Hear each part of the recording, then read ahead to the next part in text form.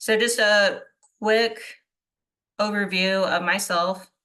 My name is Paige, and I've been in engineering consulting for over 10 years now. And for most of that time, I've done floodplain mapping and been engaged in other projects with HEC-RAS. I first became interested in floodplain mapping and flood mitigation or flood hazard mitigation when my hometown in Indiana flooded back in 2008. It was a pretty devastating flood and it took out a lot of people's homes, and the cleanup effort was very substantial. It was sad, but also a neat process to watch rebuilding. My professional expertise lies in hydrology and hydraulics, stormwater, and I also do quite a few grading and drainage plans. I started using the 2D features of HEC-RAS back in 2018, specifically for dam break analyses. And in November of 2023, I took the leap and I started my own firm, Surf City Hydraulic Engineering, so I could better serve clients in a more personalized way, which I think is a great way to work with people and promote the promote resilient communities and things like that. And in my free time, I like to run, hike, and enjoy Southern California, which is where I live. So here's a quick overview of what I'm going to discuss today. First, I'm going to go over the history of HEC-RAS, go into a little bit of 2D theory so we can understand what's going on behind the black box, so to speak. Discuss some differences between 1D and 2D hydraulic modeling, because while 2D is very exciting, there's still definitely a place for 1D modeling, and we shouldn't be completely dismissing that. Then I'll talk about some good applications for 2D modeling, some of the data requirements, and then we'll go over a basic workflow. And then if there's time at the end, we can take a look in the program in an example project.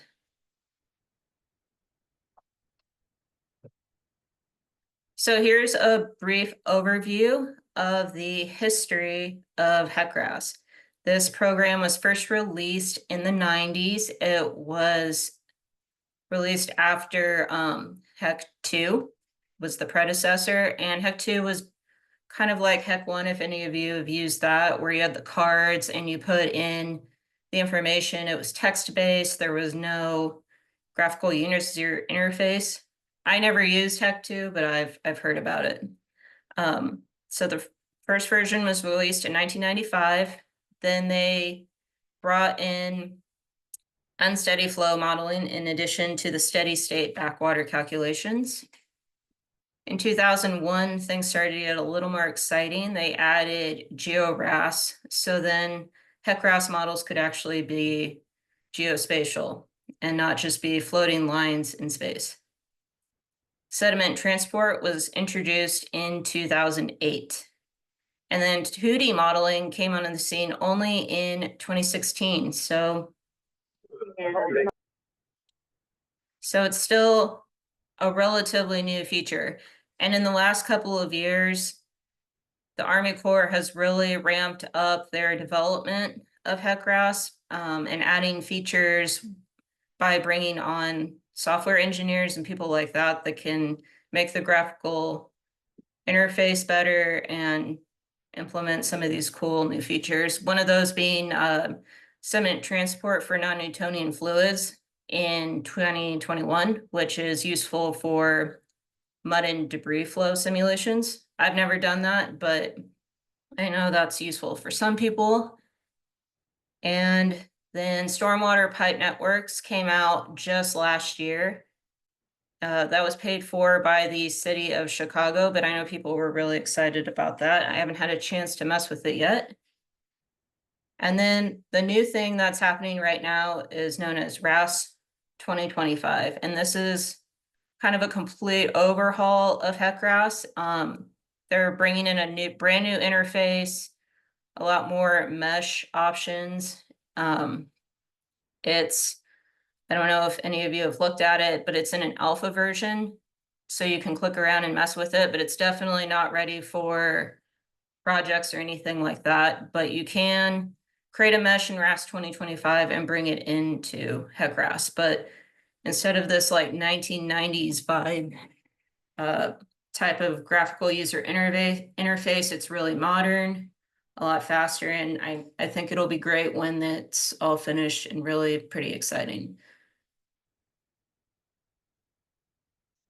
So why use HEC-RAS versus some of the other 2D modeling software programs out there? And there are several, such as Flow 2D, 2Flow, Mike. I've never used 2Flow or Mike. Mike usually requires a special computer, from what I've heard, that kind of acts as a little bit of a server or something like that.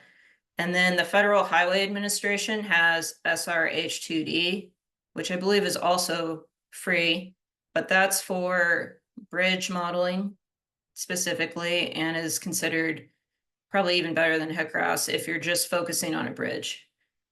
And then there's Aquaveo, which I don't really know much about, but the main benefit is HEC-RAS is that it's free of charge. So anyone can download it. It's really easy to exchange files because anyone can download it and it's free. It's also widely accepted around the world, not just the United States, which makes it great for collaborating and submitting to review agencies. HEC-RAS is also regularly updated by the Army Corps of Engineers. Those updates are paid for by the tax dollars of the United States people, but it keeps the software up to date and low cost, and they're implementing a lot of great features. One of which is the subgrid approach, which I'll talk about later, which is a little bit unique to HEC-RAS, though I think other packages are starting to adopt it. But it's an approach that uses the terrain underneath each cell instead of assuming just one elevation for a cell, and that reduces run times and also makes your results look a lot nicer. Any questions so far? Sometimes I start just talking and nope. Okay.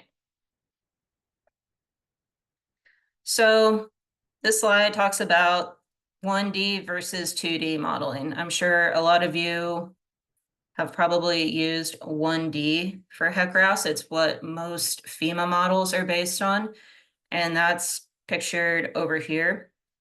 It's unidirectional, so the user defines the flow direction with this river concept, and by defining the distance downstream to the next cross section. It's depth average, and you can do steady and unsteady flow. 2D is based on a mesh, and you can have you can figure out the lateral flow. The flow direction is not determined by the user. The program will figure that out for you. So it's really great for situations where the flow path is a little bit more undefined or complex, because then you don't need to put in a bunch of junctions and lateral structures, possibly, and things like that, because the program will figure out flow direction. You can't do steady flow with 2D. It's only unsteady. You can put in a hydrograph that repeats the same flow for kind of a quasi steady flow, but it's only unsteady flow for 2D modeling. And like 1D, it's depth average. If you want to look at the water column, differences in the water column, you have to go to 3D modeling. And I've never done any 3D modeling, or they call it CFD, computational fluid dynamics. The software is really expensive and it's pretty complicated, but there are situations where it may be useful. For example, flow at a particular structure, but I don't see using 3D to model an entire river anytime soon. So that's the difference between 1D, 2D, and then 3D. So table is a closer look at the differences between 1D and 2D. Like I said, flow direction on 1D is prescribed along a river alignment, which works well if you have, say, a concrete channel or a river where flow just goes down the river. But 2D is great if there's alluvial fans or a lot of change in flow direction, because the model will compute that. And like I said, velocity is averaged over a cross-sectional area in 1D, and you can determine it at a point in 2D. The velocity distribution is assumed to be proportional to conveyance in 1D, but the program will compute transverse velocity, excuse me, over the terrain in 2D. And then one important thing is this eddy viscosity. So the little swirls around bridges and things like that. In 2D, you can actually model that and see that happening in real time if you use the full momentum equations, not diffusion wave. But in 1D, that's only accounted for in Manning's N. There's also differences in the data input required for 1D and 2D. Of course, both models require some sort of terrain information, but with 1D, that information comes in the form of surveyed or cross sections. You can cut cross sections from a DEM or something like that, but in 2D, you need a DEM, and it has to be a digital elevation model in raster format. Unfortunately, HEC-RAS will not accept a DTM or a digital terrain model from AutoCAD or something like that. You have to export it as a raster. And yeah, terrain discretization over cross sections. And then, yeah, with 2D modeling, it's all based on a mesh. And you can also add bridges and culverts to both 1D and 2D models in HEC-RAS, and the interface for that is pretty much the same for both.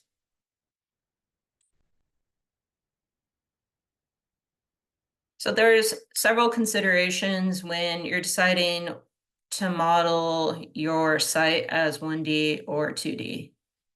And the first, probably most important question is whether the primary direction of flow is clearly defined. For example, if you have a concrete channel, there's no reason to get a 2D model involved because it's just a concrete channel. The sections are pretty straightforward, and 1D will work really well for that. The same with a lot of rivers and things like that that don't have a ton of junctions and lateral flow. It's also important to know, do you need a detailed understanding of the variation in a flow lateral to the main flow path, or are you just looking for water surface elevation and velocity and that's it?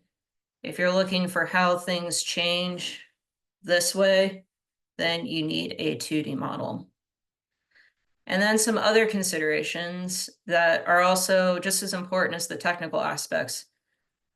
Will the regulatory agency you're working with accept this model? HEC-RAS 2D has been out for almost 10 years at this point, but it's still considered a new technology, and some agencies don't have the capacity or knowledge to review a 2D model yet. So that's something to keep in mind. I would communicate with people before just popping out a 2D model to avoid any stress on that front. And then it's important to consider what data is available. If you have a bunch of surveyed cross sections that would work well for a 1D model, there's no need necessarily to create a 2D. If you have a few good sections and maybe some poor terrain on outside the area of interest, 1D could still work well for that.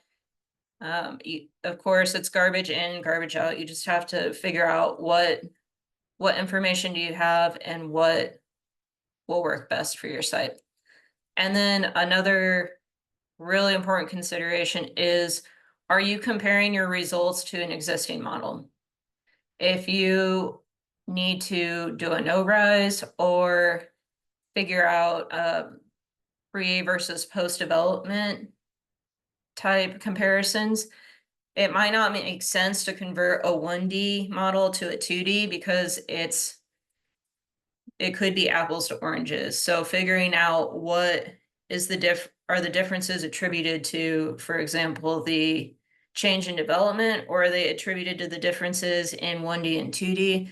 That can be a little challenging to figure out. So sometimes it's just easier to compare apples to apples and work within the framework of an existing model.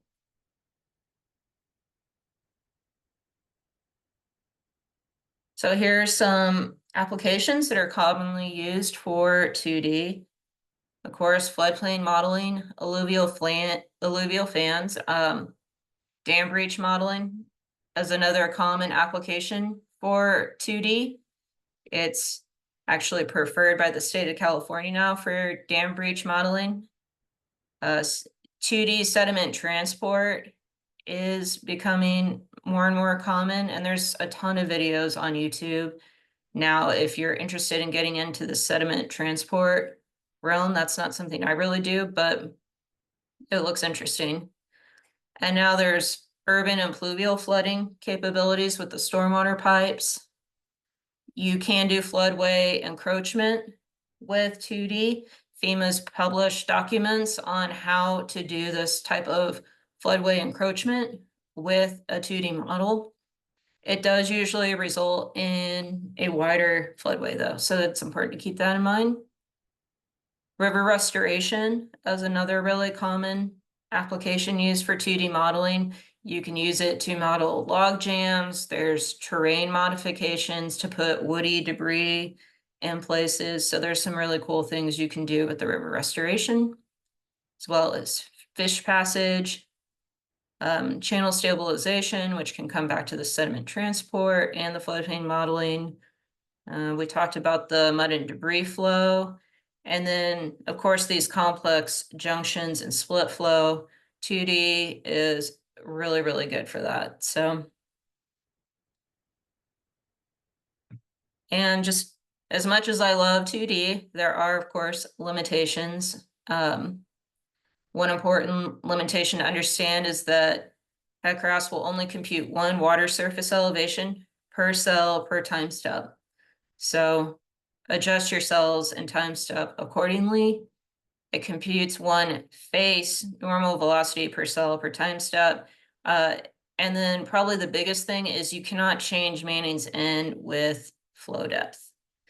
Manning's N will be higher with shallower depths, and it'll be lower when flow gets deeper, but you kind of have to just figure out what condition you're really looking at and adjust your Manning's N for that, because you can't change Manning's N with flow depth. And then your SA2D area connections must be higher than adjacent cells, but that's usually not too big of a deal.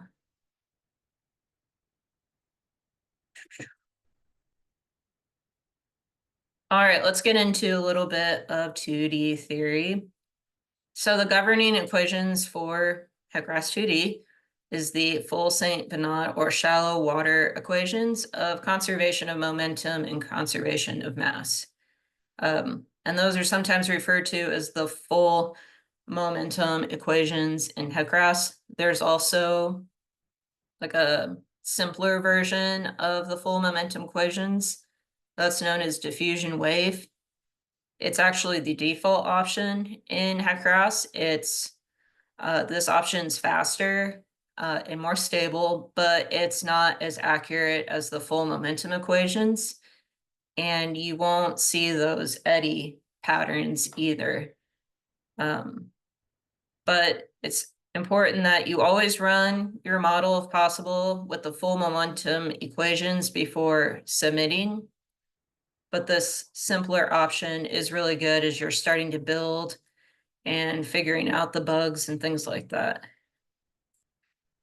So here's an overview of the conservation of momentum. It's based on Newton's second law of motion, and it's a nonlinear function of both velocity and water surface elevation. And here's kind of a breakdown of what each term is. And then I think we're all pretty familiar with the conservation of mass or continuity equation, with this side equaling, your sources and sinks. And here's the different elements that create those sources and sinks in HEC-RAS. So that diffusion wave approximation I was talking about earlier, it gets rid of these terms such that you're basically assuming is the water surface slope equals friction slope. It ignores the local and convective acceleration terms, so you can't capture those eddies. And it's considered less accurate than the full momentum equations. But like I said, there's still a place for this, because as you start running a 2D model and troubleshooting, it's really nice to have this option to work out the bugs before you get into the full momentum equations, which usually require a smaller time step, and it's usually longer run times. So yes. And now let's talk about how meshes work in HEC-RAS. So HEC-RAS uses a finite volume mesh, and this is kind of what it looks like. Each cell can have 8 sides, and that's the maximum. The computational center, that's the cell center, and then you have these cell faces. So when you're drawing your mesh, it's important to keep in mind this 8-side rule. So if you just click a bunch of times, you'll create all these little sides, all these cell faces along the end of your mesh, and that can create some stability problems. And it can also create errors if there's more than 8 sides for each cell. So the computational center is where the water surface elevation is computed for each cell. And then velocity is determined over these cell faces, so the program can tell or can figure out where to direct water, if that makes sense. And then remember that when you're indicating cell size in HEC-RAS, you're actually specifying the distance between these centers, right? If you look at your mesh breakdown, you'll see that the minimum and maximum cell area in your mesh won't necessarily line up with what you specified. And that's because it's determining cell sizes based on this distance. This is a good time to talk about that subgrid technology. So I said that HEC-RAS will determine one water surface elevation per cell center, but it applies that based on the underlying terrain. And that's what makes this program maybe a little more special than some other programs, in my opinion. So while some other calculation packages will just extract one elevation at the center of the cell, HEC-RAS creates these detailed volume and elevation relationships for each cell.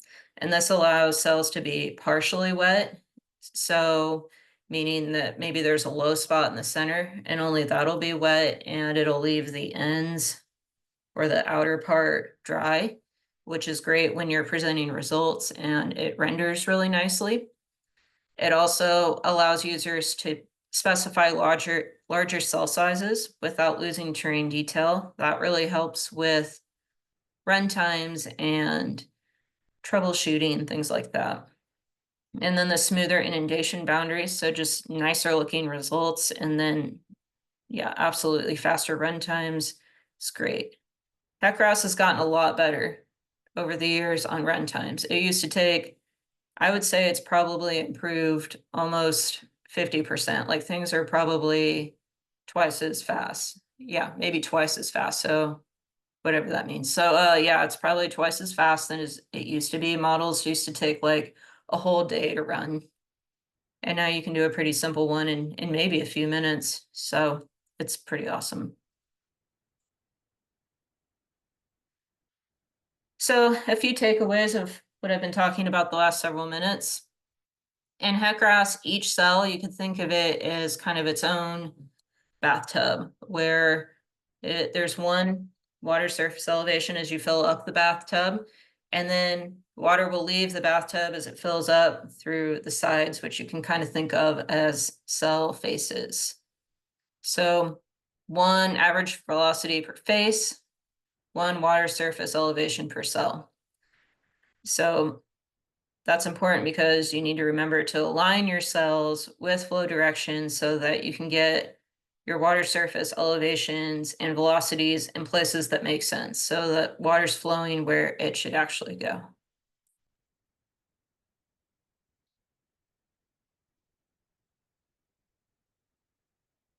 So like any type modeling type exercise, HEC-RAS 2D modeling is very iterative, but this is kind of the basic steps of when you start creating a project. The first step Yeah. is to set a Hi, projection. Paige. Oh, Yeah, yes, hi. sorry. Yeah, sorry, I had a question. Um, yeah, concerning the subgrade technology versus um, um, other um other models, just assigning one elevation to the grade. I know, yeah, just like you mentioned, the hackers will end up averaging your elevation within the cell, right, in computation, right? Though it creates that elevation distant relationship within the cell.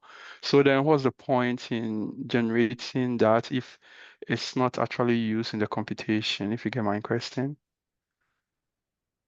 So yeah, there's one, I don't know if I completely understand your question. Yes, it's true that there's one water surface elevation, but it's this, I'm talking about the underlying terrain, right? So what makes that better than just assuming one like terrain elevation per cell is that HEC-RAS will fill up just that cell based on the underlying terrain. So if you had a cell that like sloped like this, it would only fill up the water, to this cell, whereas maybe other programs, they would assume an elevation of just like something in the middle and then would fill it up just to that point. Does that make sense?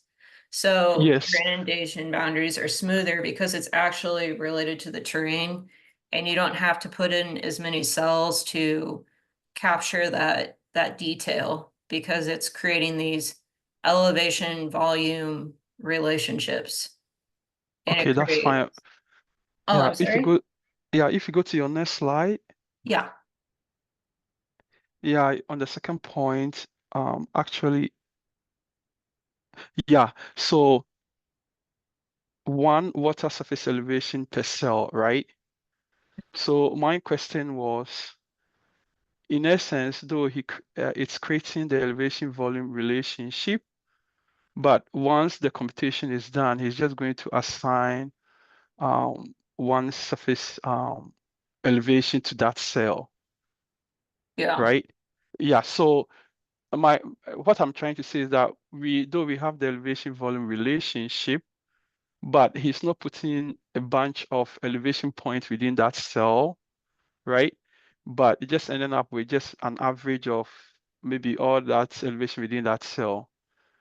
So then I understand the fact that the elevation volume relationship will speed up in computation and all that, but in terms of results, we still get an average within that cell. Right. Well, yeah, you're right. You do get only one water surface elevation per time step, not, Yeah. not for the whole simulation, per time step. But it's not just that the program's averaging the elevation of the underlying terrain. It uses that information to create hydraulic tables and it'll kind of fill it up like a bathtub, or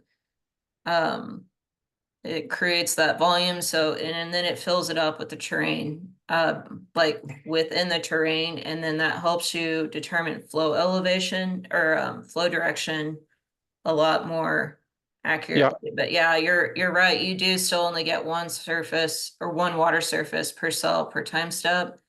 So if your water surface changes rapidly within an area, you still have to add a lot more cells in. Does that answer Oh, your okay. question? Yes, it does. So another flip to that question is then where is that one surface elevation coming from? It's, well, it's calculating it based on, you know, the conservation of momentum and the continuity equations using the algorithms within the program, but it's all based on these equations.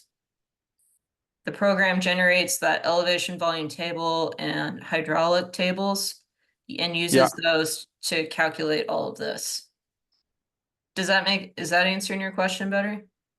Yeah, it does. But here is the case, this equation is a function of h, right? And the h within that cell is not constant. It varies based on the elevation volume relationship, Mhm. right? So my question is, at the end of running the program, HEC-RAS is going to assign one surface elevation to that cell. So which elevation is it using is the Mhm. question. Well, yeah, no, that's a good point. So it's not really using one elevation, it's calculating it based on hydraulic tables, which I could probably pull up real quick. But it's not, yeah, this H, it's not just picking out one H or, you know, whatever within the program. It's all based on hydraulic tables that it generates from the cell's elevation volume relationship.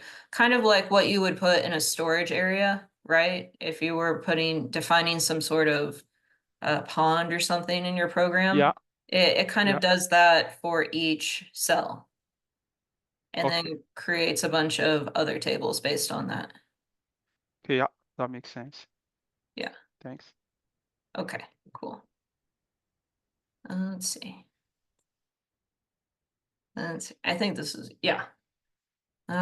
So 2D modeling steps. So the first step is to set your projection in RAS Mapper, and you can get that from spatialreference.org, or if you have a shapefile associated with your project, it's usually pretty easy to get your projection from that.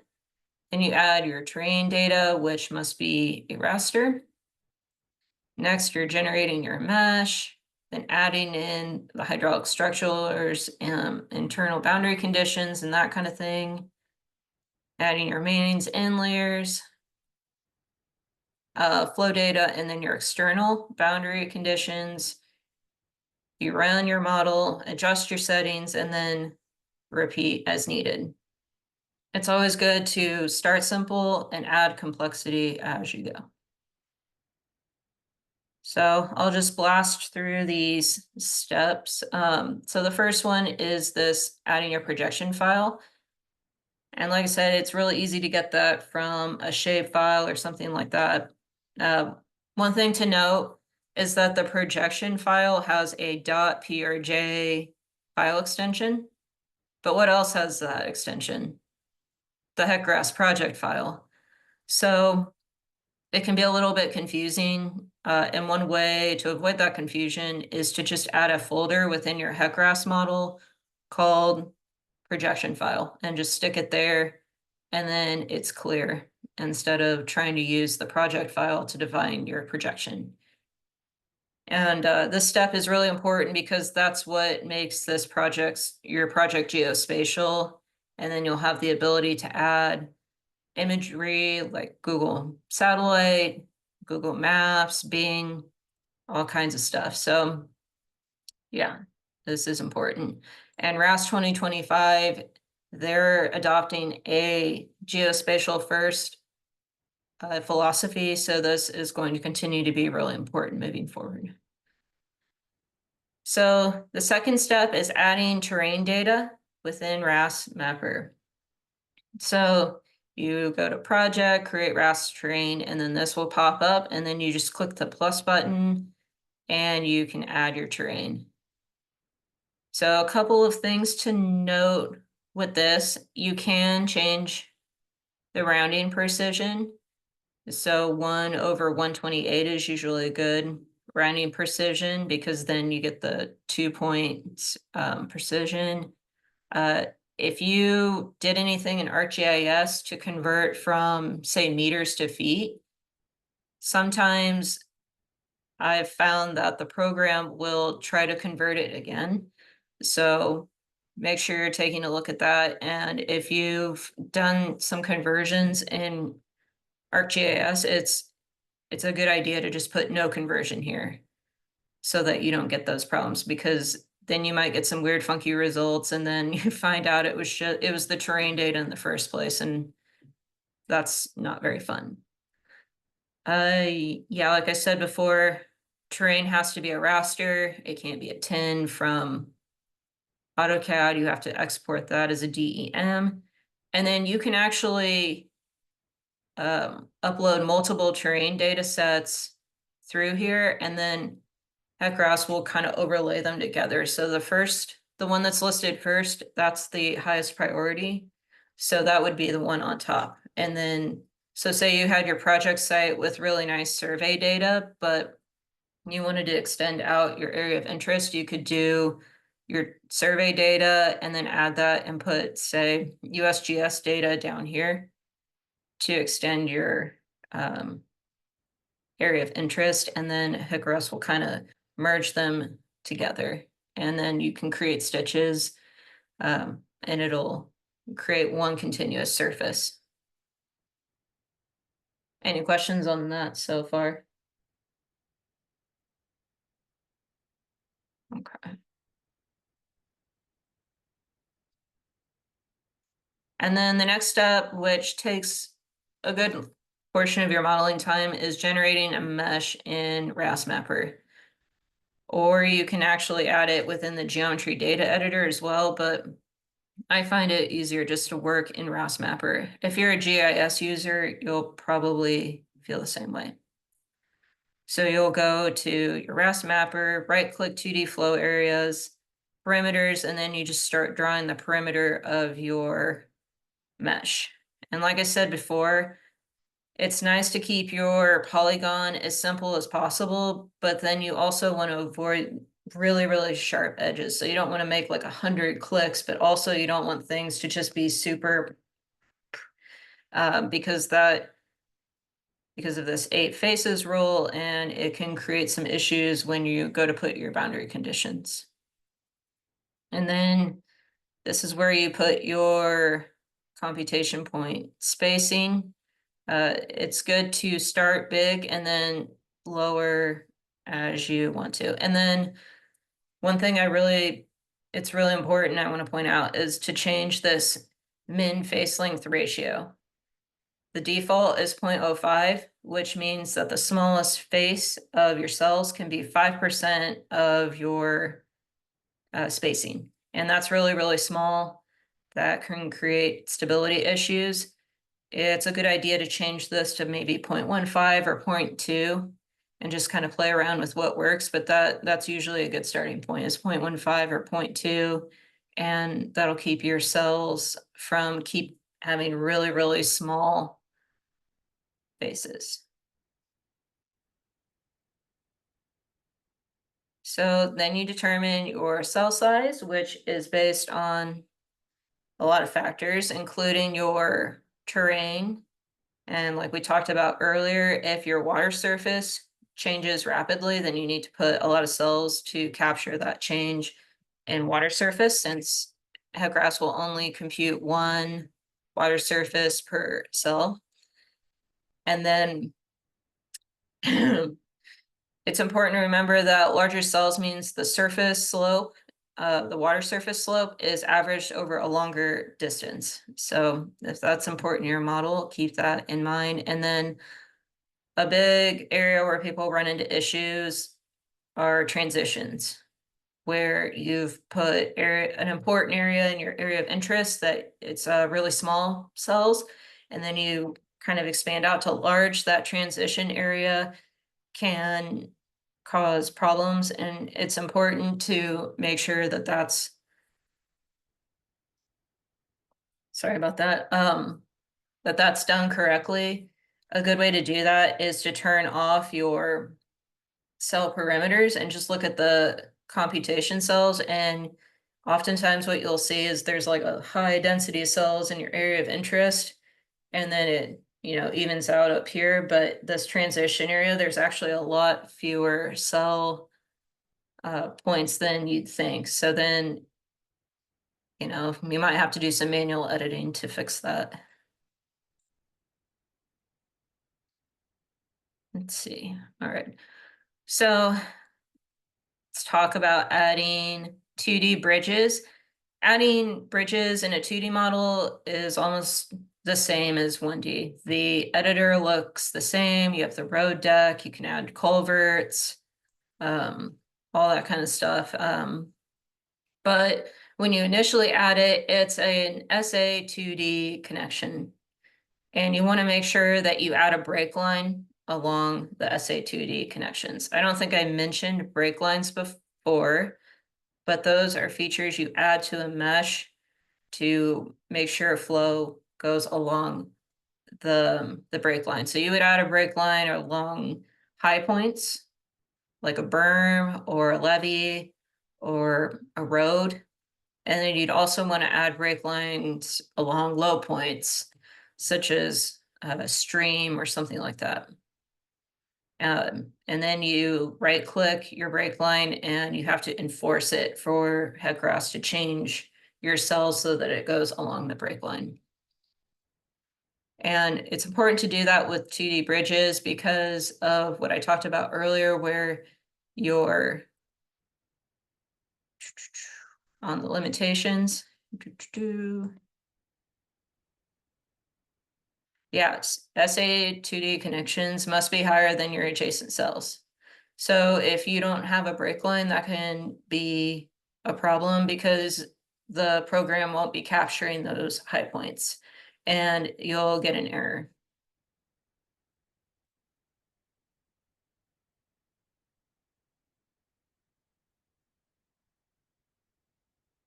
Let's see.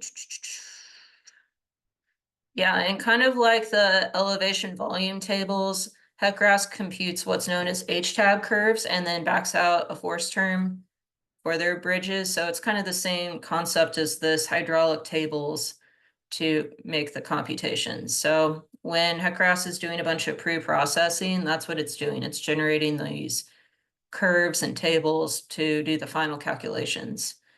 And then once again, you won't see eddies or see that localized flow around piers unless you use the full momentum equations. You cannot see that with diffusion wave.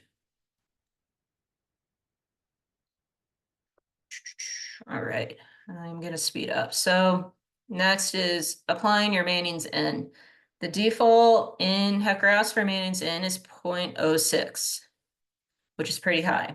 And the reason they do that is because a higher Manning's N is usually associated with more stability. So the Army Corps wants us to start out with these higher values and then lower, but the default is not 0.06 for it to remain 0.06 when you're finished, right? It needs to be lower. And that brings me to the next point. Manning's N is not the same for 1D and 2D. That's because 2D equations account for things that 1D equations don't. So the Manning's N, which is really, we call it roughness, but it's kind of a catch-all, right? It's a catch-all term for uncertainty and things like that. But the equations are different. So this catch-all term is also going to be different. And Manning's N is typically 15 to 30% lower than their corresponding 1D maintenance in. But once again, remember, higher depths equals lower maintenance in. If you're doing something like a rain on grid model that has a lot of shallow flow, your maintenance in will be higher because the depths will be really small. So, does that make sense to everybody? All right. And next, adding your flow data and boundary conditions. Most of the time, the upstream boundary condition is a flow hydrograph, and then your downstream boundary condition is something like normal depth. For your upstream boundary condition with a flow hydrograph, it's important to place that along high ground so that flow can actually get into the model, right? If you put it in a low spot and then HEC-RAS starts shooting water in, it'll just kind of pool up in that low spot and then go into the model area. And then with the normal depth, there's a lot of uncertainty with this boundary condition, but it's popular because you only need to put in a slope and that's it. So trying to put that as far away from your area interest as it makes sense so that this boundary condition isn't influencing your model helps a lot.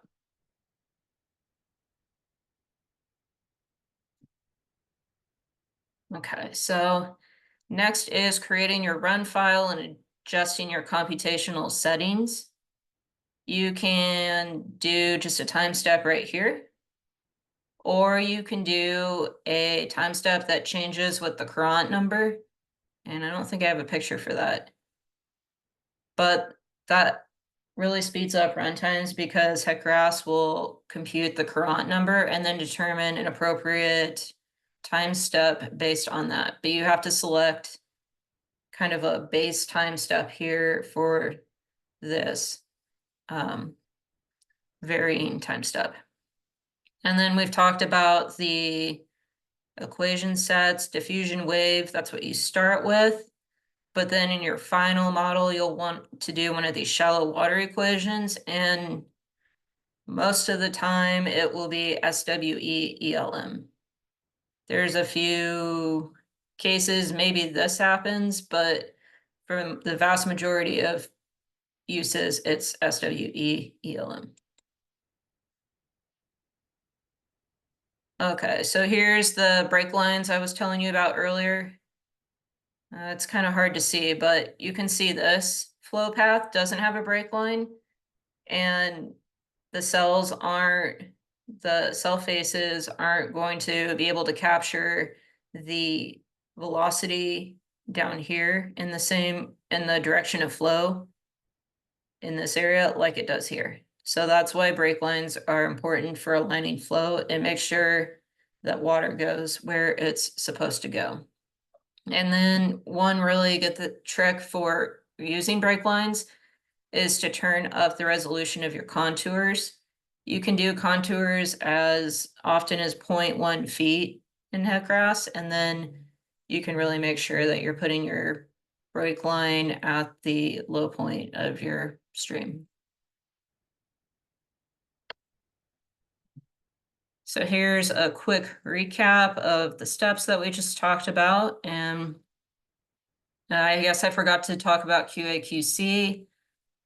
Like a lot of things in engineering, you can get really in your head in these models and get really deep into it. It's very helpful to have somebody look at it with fresh eyes before you turn it in or something like that, because we can get so absorbed in the details, it can be a little difficult to kind of get your head out of that and see errors that might be obvious to people that have fresh eyes. So I highly recommend getting someone to look at your model if you can at the end. And then this slide is about my course. That's the 8-hour version of this webinar that I know today it kind of feels like I blasted through a lot of information. This course goes into a lot more detail on how to set up a model. And the point of this one-day course is to kind of get people started and then provide resources to keep going on your own. I know there's a lot of courses out there that last several days, but I don't know, it can be kind of hard to get time off. So this I'm trying to do something where people can get started in the right direction, feel confident, and then know where to go to get further information. And because you've attended today, you get 20% off. And with that, feel free to contact me if you have any questions about the class or this webinar, and we can take questions for a few minutes. If anyone has any more questions, comments, wants to talk about a project they're working on. Yeah, thanks, Paige, for the presentation. And yeah, I must say that I've really enjoyed even your blogs in the past, but so that the site is not canceled.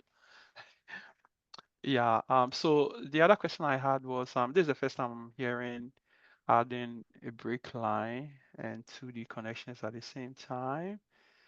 Um, I've been able to get away with just adding 2D connection and enforcing, and the it's able to capture the terrain properly.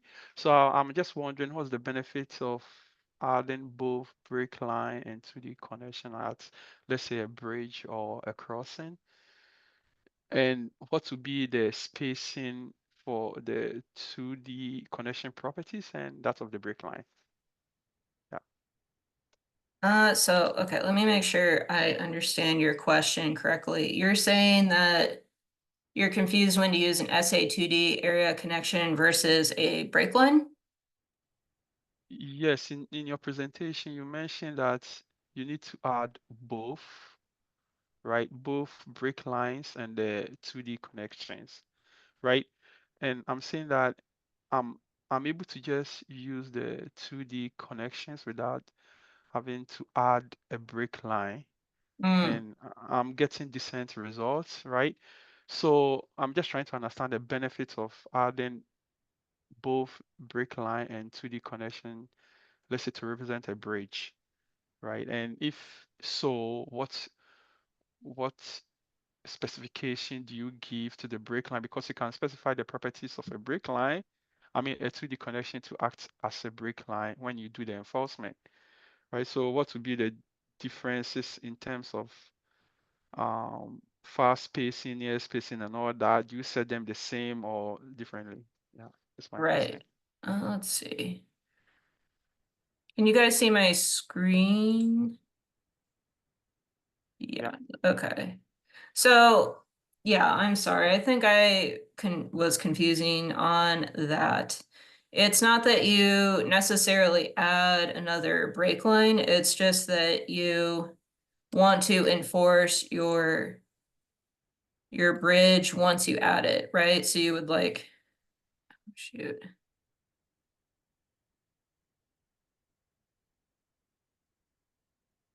So you would like click this, which I am having a hard time doing this. On the fly. Yeah, so you would click your SA2D connection and then you want to enforce it as a Yeah. break line. You don't necessarily add another break line. Does that make Okay, okay. sense? Yeah, I get it now. I Yeah, thought, yeah, yeah, then I got confused about. I thought maybe you needed to add another break line. Okay, sounds good. yeah. Sorry about that. Yeah, that was probably came across as pretty confusing. Any other questions, comments, concerns?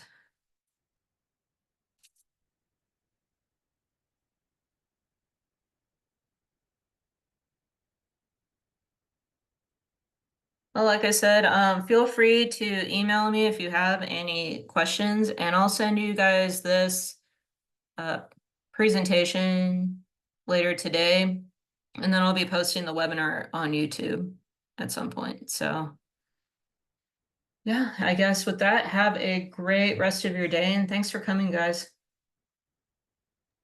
Thank you. Thank you.